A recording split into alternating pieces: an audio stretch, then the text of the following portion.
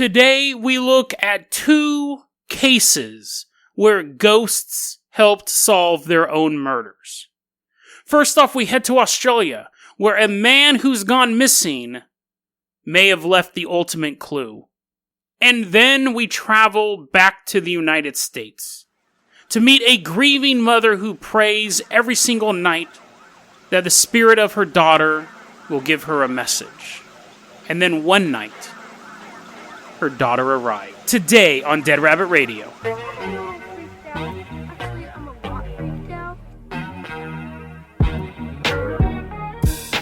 Hey everyone, welcome back to another episode of Dead Rabbit Radio. I'm your host, Jason Carpenter. I'm having a great day. I hope you guys are having a great day too. We got a lot of stuff to cover, so we're going to get started. Order in the court. Today we're talking about ghosts that help solve their own murders. So let's hop on board the Carpenter copter. First off, let's pack it full of all the stereotypical Australian stuff. We got shrimp on the Barbie. We got Foster's beer. We got not knives. These are knives. We're all ready to go. We're flying to Campbelltown in New South Wales, Australia. Flying over. It's a dusty little village. I'm assuming we land. We hop out of the helicopter. And it's 1826. So it's super old-timey. It's extra dusty back then. June 17th. We're walking around Campbelltown. And it's a nice little place, right? Not a place you would want to live. It's where convicted felons from England are still being transported. So everyone there is a felon. That's why we have those aren't knives, these are knives. We'll pull them out, walking down the street with our blades ready.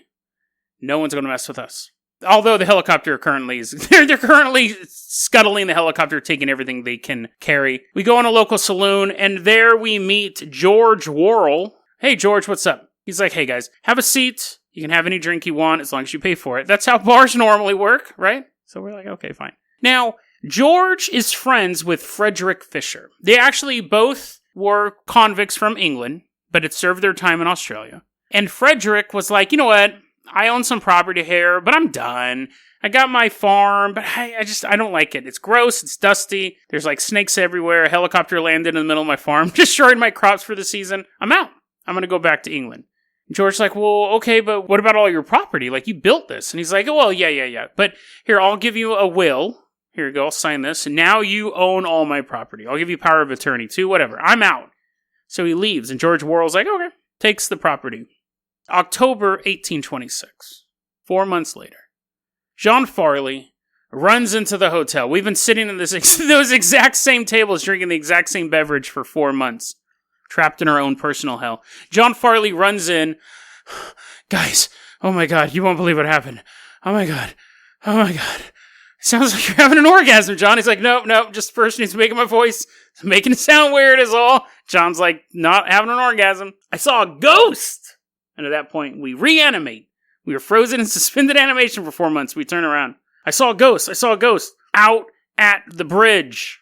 Now, what he saw, John Farley said he was walking down the street, and he saw a ghost sitting on the rail of the bridge. I'm going to assume it's middle of the night because it's super spooky then. It might have been early in the day, but let's assume it's nighttime. Super spooky.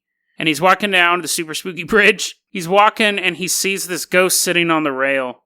And then the ghost just kind of points over to an area down underneath the bridge where the creek is. Disappears. Now, John Farley tells the story, and it really kind of scares everyone. Everyone's like, oh man, I live next to the bridge. I have to cross the bridge to get home. Dang it. And I don't have flashlights, because, it's 1826. You just gotta walk in the dark. Sucks. They're all jumping in kangaroo pouches. The kangaroos are too scared. They're like, get out, pushing them out of the pouch. That and the kangaroos are horribly scarred from all the people jumping in their pouches all the time. They're like, no more Uber. Kangaroober? Anyways, that was good. I like that one. Anyways, let's move on. Because I know you guys didn't like that one. Let's move on. I could have heard, through space and time, I heard you groan. Someone's listening to this episode 3 years from now. I could still hear you groan at that joke. Anyways, the point is that people were scared. And multiple people in town, while crossing the bridge, start seeing the ghost of Frederick Fisher pointing off underneath the river. Sometimes when they walk, they see the ghost just standing there, and then he jumps off. into the darkness below. It disappears. And the local constable is like, that's ridiculous. That's super stupid. And they're like, no. Like, when John Farley talks about it, he's like, oh, okay, John, you saw a ghost, whatever. Like, I don't believe in ghosts. But townspeople kept saying, I think there's something down there. Listen, Frederick Fisher's missing. Well, George said he went back to England. Yeah, but George is a convicted felon. You're a convicted felon. I'm chief of police. I'm a convicted felon. We're all convicted felons. If that's the thing that we need to trust each other, then no one's going to trust each other at all. But the townspeople were persistent. Just go down there and see if there's anything down there. So the cop put a little siren on the top of his kangaroo. The kangaroo's hopping. He goes down to the riverbed area. And I can imagine there's a bunch of people on the bridge pointing, being like, no, he was pointing this way. He was pointing this way. He's pointing this way. And eventually, the cop's like, right here? Is this where they were pointing? They're like, yeah. They start digging, and lo and behold, they find the body of Frederick Fisher. George Worrell, very shortly afterwards, was arrested and confessed to the crime. And then he was found guilty, and he was eventually hanged. Now, what's weird about this, other than the fact that the ghost helped solve the crime, there's two actually weird things about this. To this day, in Campbelltown, New South Wales, if you're down there, you already know what this is, they have a Festival of Fisher's Ghost. It's 10 days long. That's longer than spring break, right? 10 days of a Fisher's Ghost Festival. They really must be nothing in this town. They have things like a parade. So a parade for a man who was murdered. That's always great. Children's events. A fireworks show. Each firework goes up. It's just it's the shape of a skull. The shape of like a bat bludgeoning in a man's head. They have a thing called Miss Princess Quest, which is like, I'm assuming it's like the girl who like waves her hand at people as the parade's going down the road. And they've actually canceled that because no one wanted to be that anymore. No joke. The last time they had it was in 2016, and girls are like, nah, I'm good. I'd rather not be the symbol of a murdered man's parade. And a Fisher's Ghost Art Award, which I imagine is just little kids drawing pictures of a slowly rotting body in the dirt. That all stuff is interesting about this, the fact that people could celebrate this for 10 days. Secondly, the story is half fake. Now, this is what's interesting. The murder is true. Frederick Fisher was murdered. George Worrell did confess to murdering him, all that stuff. They did find his body buried. However, people now believe that John Farley, the initial guy who reported the ghost, knew of the murder and was threatened. If you tell anyone about this murder, I'll get you too. You'll end up at the bottom of that bridge too. So he couldn't directly report it. So instead, after about 4 months, he's guilty. He can't sleep. He's thinking, poor Frederick's just rotting away down there. No decent burial. George Worrell has all this property, but I can't rat him out. He tells the story of the ghost, and mass panic strikes. Other people start seeing the ghost. John Farley, his report, the cop wasn't going to do anything, but after multiple townspeople saw this and are pestering the police, they investigated. So a ghost didn't actually appear. A man's guilty conscience created the ghost story to get a guilty man thrown in prison. And you're like, Jason, that's lame. You told us this wasn't happening. You started this off. You're all mad at me. I'm all backing up. Whoa. Put down. That's not a knife. This is a knife, dude. Seriously. You're approaching me towards the side of the bridge. Jason, I'm tired of your bait and switches. Whoa, dude. Hold up. Yes, I did lie to you. However, I do think it's more interesting than this. I think this is more interesting. Because not only did you have a guy... this story is 100% true, which always makes more interesting. You had a guy with a clever way to catch a murderer, and you were able to show... You think that whole time John Farley was like, other people are seeing this ghost? Like, what is going on? I made this up. And I wanted people to believe that the body was down there, but now other people are actually seeing the ghost. That must have been really trippy for him to deal with. But a murderer was caught, a man's death was avenged, and Frederick Fisher was eventually placed to rest, not just rotting at the bottom of a ravine. So, real ghost or not, and it wasn't, it was a story that I just told you, I find it fascinating nonetheless. Now, let's pack up our gear. Here, no, you walk ahead of me. I don't trust you at this point. You keep turning around. I'm going for my blade. No. I will not stab you in the back as a podcast host. I promise to not stab you. And as my listener, or as we recently learned, a group of wild rabbits is known as a fluffle. So as we are one fluffle, both rabbits at heart, We agree not to murder each other, although you still are you're a little peeved that I tricked you. But anyways, we're getting on the helicopter, and we are headed out to Greenbrier, West Virginia. Hearing the switches, and I keep looking over my shoulder because I don't entirely trust you. You're like, Jason, no, I swear I'm not going to stab me in the back. You're definitely not going to stab me in the back as we start to take off, because now I don't know how high helicopters go. We're 1,100 feet in the air. Right? That's pretty high. You're like, Jason, you're flying a helicopter. You've been flying it for 400 episodes. You never ever looked up how high a helicopter can go.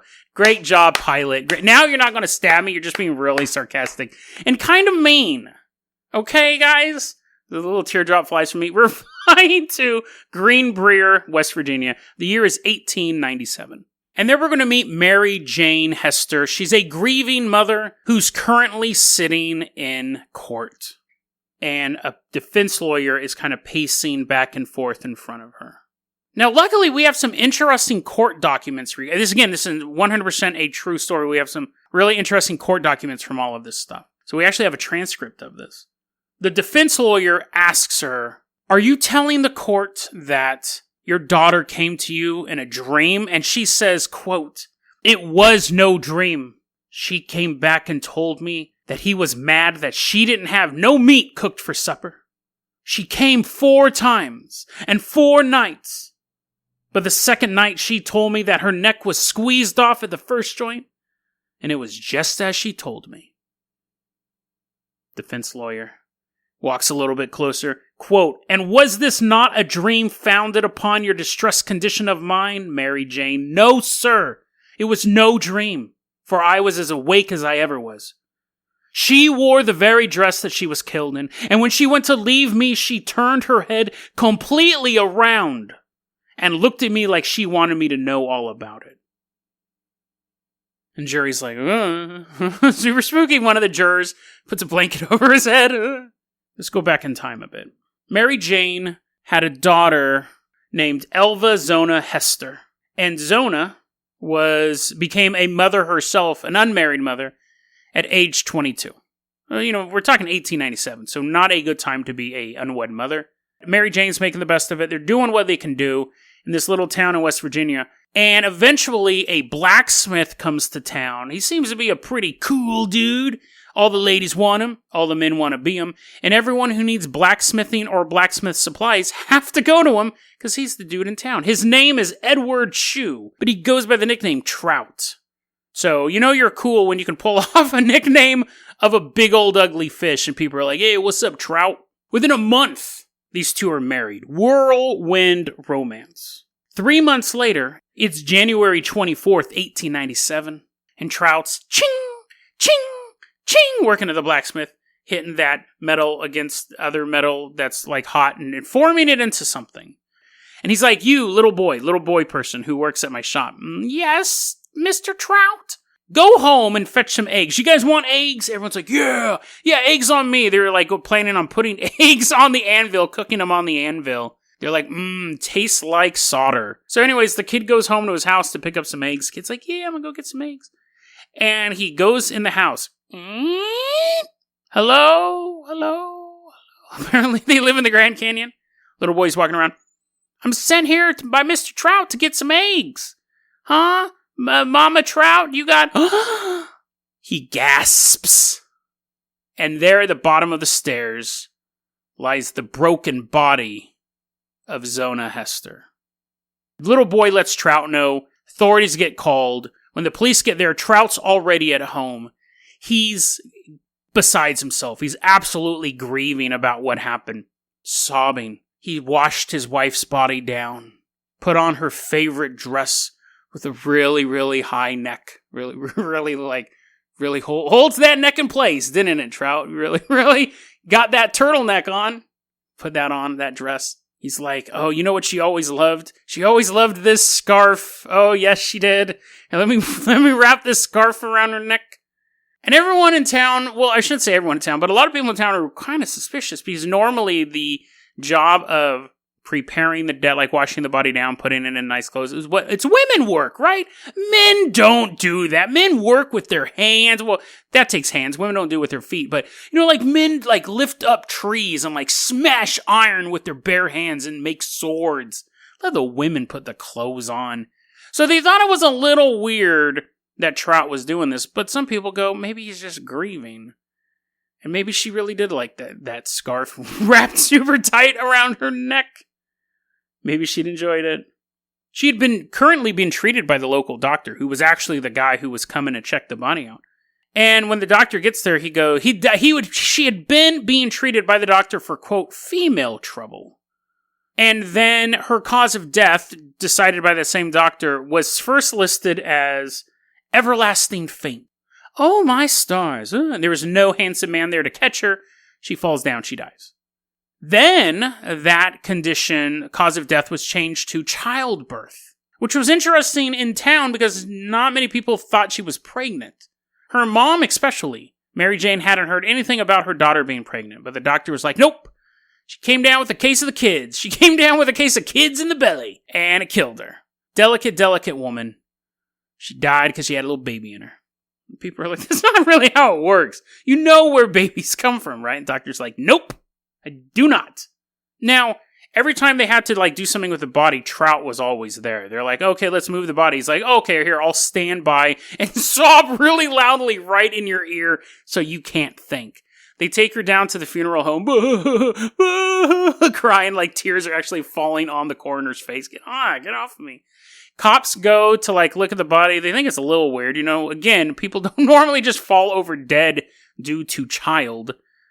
And he would be crying, oh my God, I'm so sad. I'm going to keep throwing myself right on the body, covering up her neck with my big, beefy blacksmith arms. Why, God, why?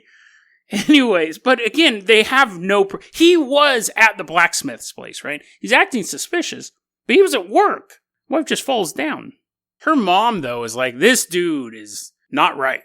Apparently, her mom is saying, Kill, this guy has a problem. I think he has more than a problem. I'm pretty sure he murdered my daughter.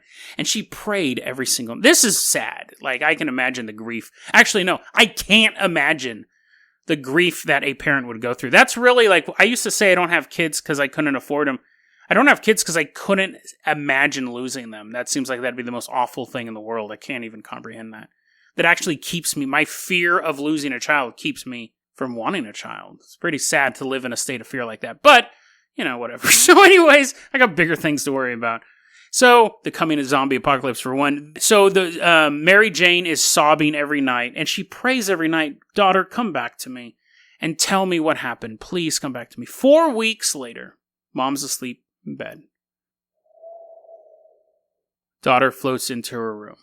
The second night, the daughter comes back, and this time explains to her what we saw in the court transcript at the beginning. She was murdered by Trout. He was angry that dinner wasn't what he wanted. They had no meat, and he broke her neck. And that was one thing that, in the brief moments that anyone was able to examine the body, they noticed her head kind of lolled a bit. It was kind of like, woo. Kind of like a baby trying to keep its head up. There's something off about it. But he was acting so hysterical, they couldn't get a good look at it. They're like taking her, putting her in the coffin. They noticed her head was kind of wiggling. But again, she had a giant scarf on and a stiff collared, like turtleneck, like dress. So it came up high. But even then, it seemed a little wobbly. But anyway, she says the ghost says it broke my neck. And to prove it to the mother, the head turned completely around. So the head's facing her butt. And the mom freaks out, obviously, and she goes and starts telling people in town, Zona's telling me that she was murdered by Trout. Now, the local prosecutor hears this story, because basically Mary Jane's on his doorstep the next day, like, telling him this evidence, and the local prosecutor's like, that's not enough, dude. The fact that your dead daughter was able to pierce the veil and enter the realm of the living technically should be enough, but I don't believe in ghosts. Most people don't believe in ghosts. It's not going to convince anyone. So Mary Jane straight up went grassroots with this. She began convincing the people in town that this happened. And the people in town started going, hey, local prosecutor. Look, we don't know your name. It's Jason, look that up, but local prosecutor. You should investigate this. And he's like, Dak nabbit, seriously, another ghost dude? They're all carrying around little pennants that just say ghost on them. He's like, ugh. So finally, he goes, you know what, tell you what, we'll dig up her body. If you want us to disinter the grave of your dead daughter, and we'll dig up her body, and we'll just find out she had a case of kids in the belly, fine, but then I don't want to hear any more ghost stuff. And Mary Jane goes, okay. Prosecutor's like, dig it up. They dig up the body, they open the coffin, and lo and behold, she died. Dun, dun, dun. Of a broken neck.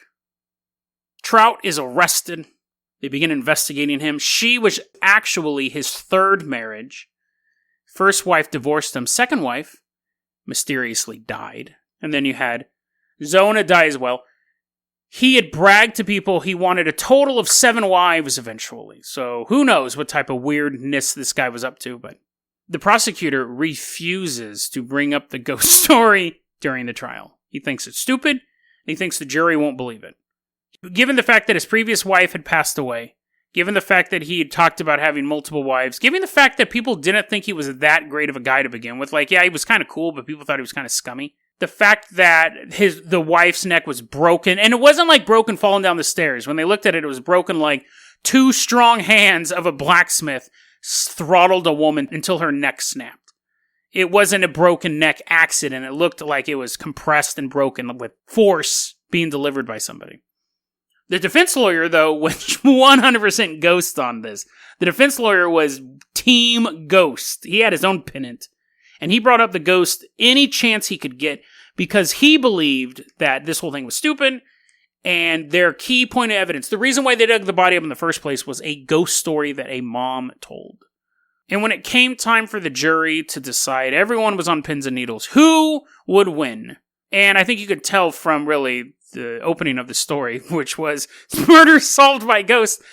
Trout is found guilty, sentenced to life in prison, where he eventually died of some epidemic that was not recorded. He died in like 1907, so he did about 10 years in prison and then died of some illness.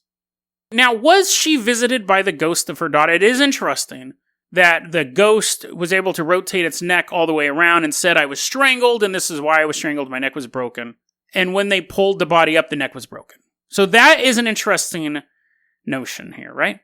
However, the rumor was in town that she had been throttled, because like they said, her neck would kind of wobble. And they thought it was suspicious he was putting the scarf. They're like, a scarf on a corpse in the middle of summer? What are you doing, you madman?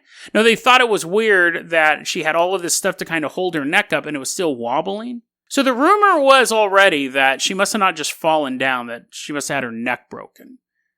So did she have a vision of her daughter actually saying my neck was broken, or was the vision of her daughter actually a manifestation of her already existing suspicions about who killed her and why?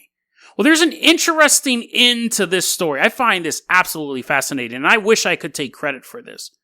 I really wish I could take credit for this, but I gotta give credit to 2 other people. One is a website called Skeptoid, which is obviously a skeptical website. I got this follow-up thing from this.